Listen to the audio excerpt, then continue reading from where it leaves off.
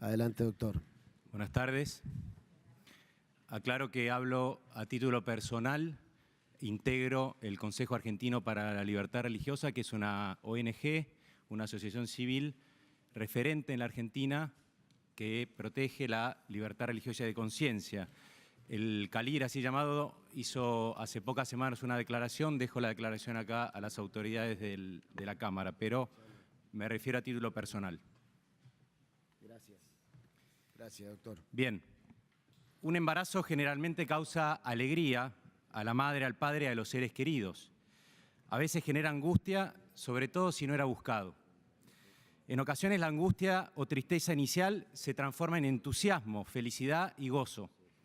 No es inusual que una mujer al principio sienta rechazo por su bebé, pero luego lo quiera como a nadie en el mundo. Son los casos en que requiere tiempo esa relación única de intimidad y afecto entre la mamá y el bebé que está en su panza. Puede ocurrir que frente a un embarazo no deseado se opte por el aborto. Imagino que es una decisión muy compleja, que no hay que juzgar sin conocer los motivos y que inclusive podría pasarle a alguien que nunca pensó enfrentarse con ese dilema. Una mujer puede estar convencida de que su opción fue la correcta, porque ella y solo ella conoce las circunstancias que llevaron al embarazo y lo que tuvo que transitar desde entonces. Quizás preocupación, desconsuelo y llanto. En lo personal me pongo en la piel de esas mujeres y afirmo que puedo comprenderlas. Si nadie puede juzgar en abstracto, la función del Congreso Nacional es otra. El dictado de una ley es una de las tareas de mayor trascendencia en el arte de gobernar. Una ley tiene una función docente muy relevante. Nos dice qué es valioso y qué es disvalioso. En otras palabras, nos dice qué es lo que está bien y qué es lo que está mal para el Estado. Es, en definitiva, un poderoso instrumento de la cultura, una notable herramienta cultural. Por eso no es argumento afirmar que con esta ley el que no quiere abortar, que no aborte. ¿Y la función docente de la ley? ¿Eso le vamos a enseñar a nuestros hijos? El proyecto aprobado en diputados falla desde su base y envía un gravísimo mensaje a la sociedad. La eliminación de una vida humana pasa a erigirse en un derecho subjetivo en la Argentina. Repito, la eliminación de una vida se convierte en un derecho. Hay que afirmarlo a los cuatro vientos. No puede considerarse legal que la madre voluntariamente suprima la vida del niño o niña que está en su vientre. Sigo. Si en el embarazo se da una relación entre dos vidas, el binomio madre-hijo, que es el mayor vínculo posible entre dos personas, el proyecto prioriza a una que es la madre, le da amplios poderes y todo ello a costa de la muerte de su hijo. Es llamativo que en los fundamentos de los proyectos, porque son varios expedientes, la palabra mujer aparece 20, 30, 40 o medio centenar de veces y la palabra niño prácticamente no se menciona. ¿Cómo puede ser? Y esto es un error no solo desde el punto de vista filosófico, también desde el derecho.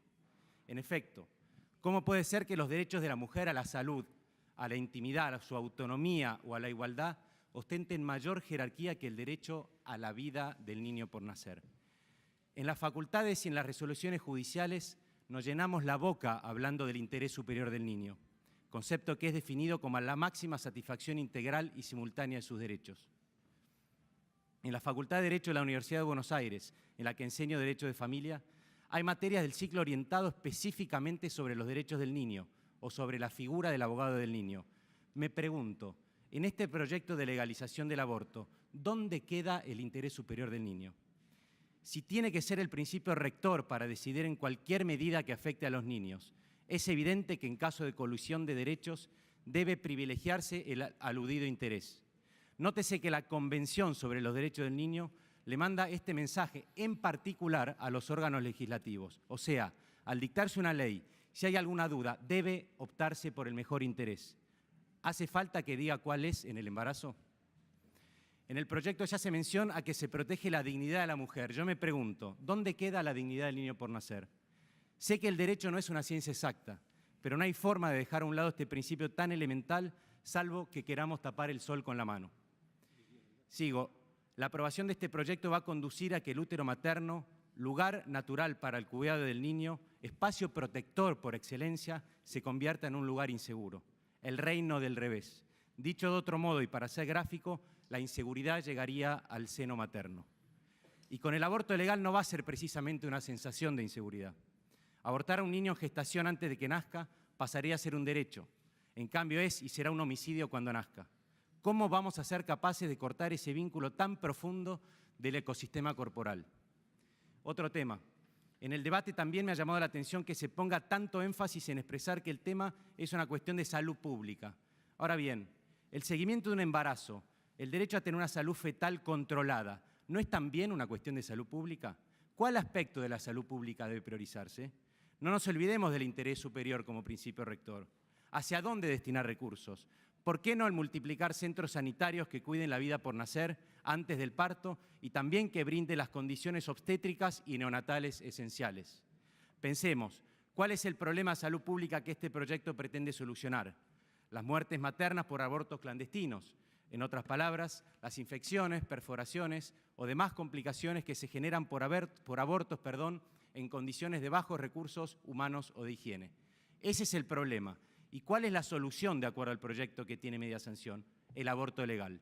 O sea, para terminar con ese problema, se oscurece, mejor dicho, se fulmina la protección de la vida por nacer, la vida intrauterina, llámese cigoto, embrión, mórula, blastocito o feto.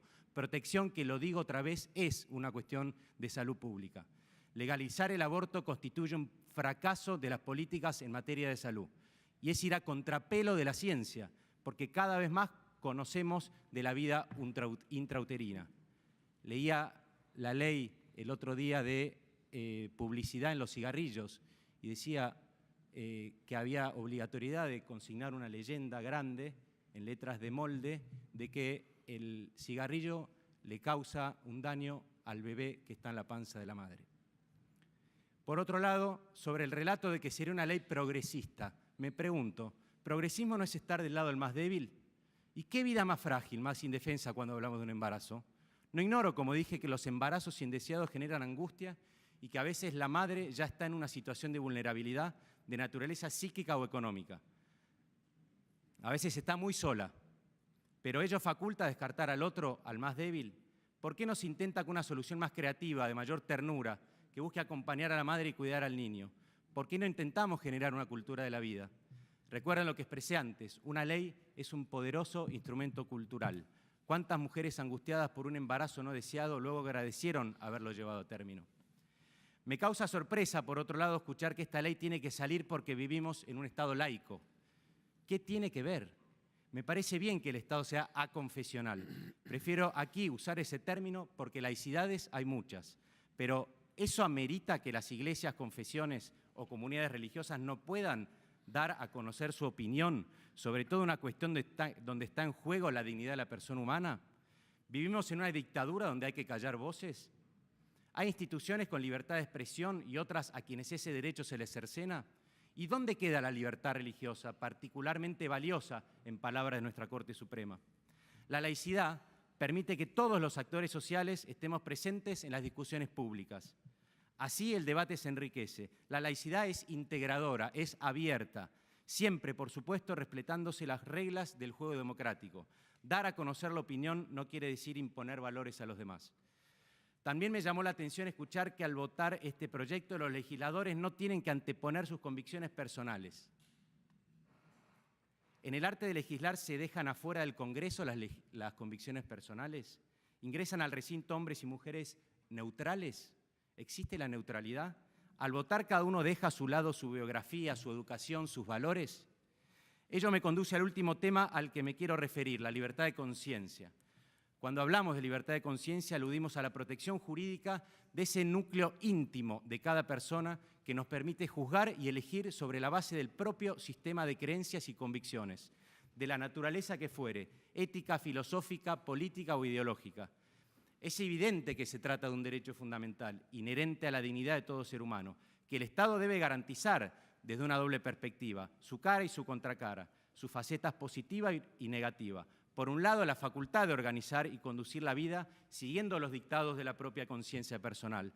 Por el otro, el derecho a no ser forzado a actuar en contra de ella.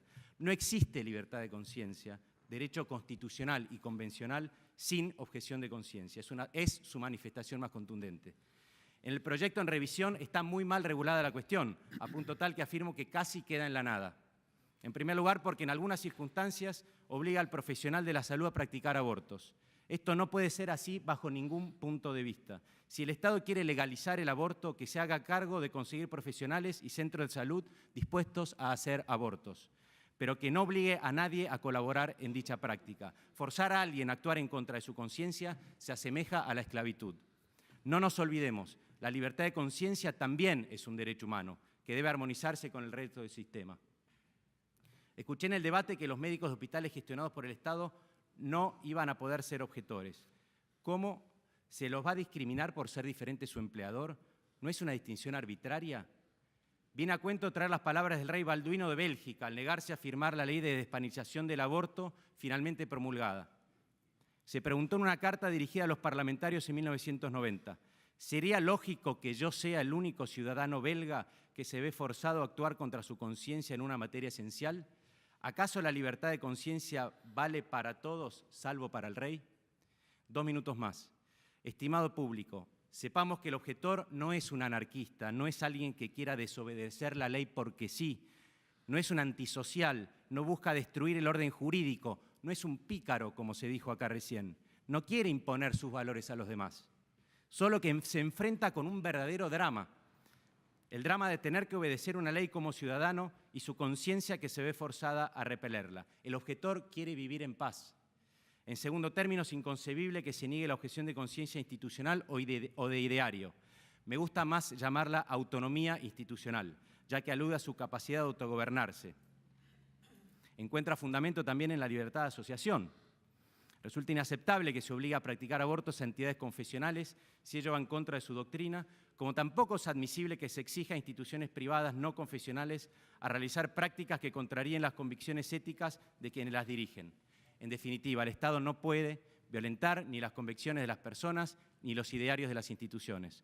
Receptar la objeción de conciencia honra al pluralismo, es progresista, es una verdadera libertad. Y lo digo de nuevo, si el Estado pretende legalizar el aborto, que se haga cargo de contratar profesionales y habilitar instituciones. Voy concluyendo con 3 brevísimas cuestiones que me han hecho ruido en este debate. Es impresionante escuchar a médicos expresarse a favor de la legalización del aborto, pero al mismo tiempo decir que nunca harían un aborto. ¿Por qué será? Por otro lado, el proyecto habla de diagnósticos que indican la inviabilidad de la vida extrauterina del feto. Francamente, no sabía que la medicina era una ciencia exacta. Y si se trata de un falso positivo, se estaría abortando a una persona sana.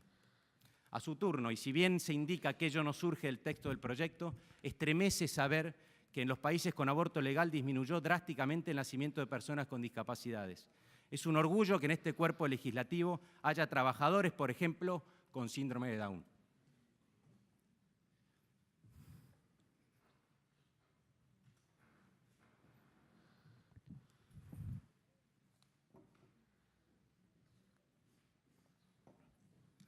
Ojalá que al votar sigan esa senda y defiendan la vida de todos, desde los niños por nacer hasta los ancianos, tengan capacidades diferentes, restringidas o plenas. Termino con palabras del presidente Tabaré Vázquez en su mensaje a la Asamblea General del 14 de noviembre de 2008, al vetar el aborto en Uruguay. Traje un libro para regalarlo con las 15 tesis del presidente Vázquez, si algún senador lo quiere, no se peleen. Esto dijo Tabaré Vázquez del Frente Amplio. Hay consenso en que el aborto es un mal social que hay que evitar. El verdadero grado de civilización de una nación se mide por cómo se protege a los más necesitados. Por eso se debe proteger más a los más débiles, porque el criterio no es ya el valor del sujeto en función de los afectos que suscitan los demás o de la utilidad que presta, sino el valor que resulta de su mera existencia. De acuerdo a la idiosincrasia de nuestro pueblo, es más adecuado buscar una solución basada en la solidaridad que permita promocionar a la mujer y a su criatura, otorgándole la libertad de poder optar por otras vías y de esa forma salvar a las dos. Hasta ahí Tabaré Vázquez. Señoras y señores, no hay un derecho al aborto. Sí hay un derecho a nacer, a vivir, a no ser maltratado. a tener una identidad.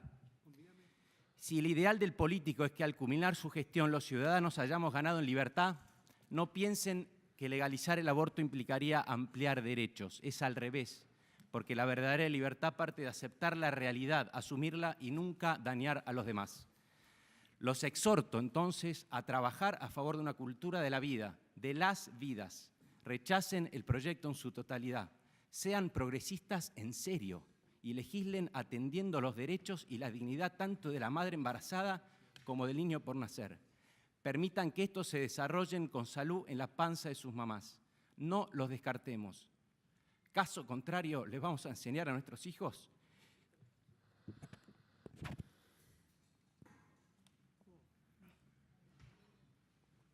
Que en nombre de la, me falta un renglón, que en nombre de la autonomía puede hacerse cualquier cosa, inclusive eliminar vida humana. Muchas gracias. Gracias, doctor De Prete. No habiendo preguntas, pasamos al... Gracias.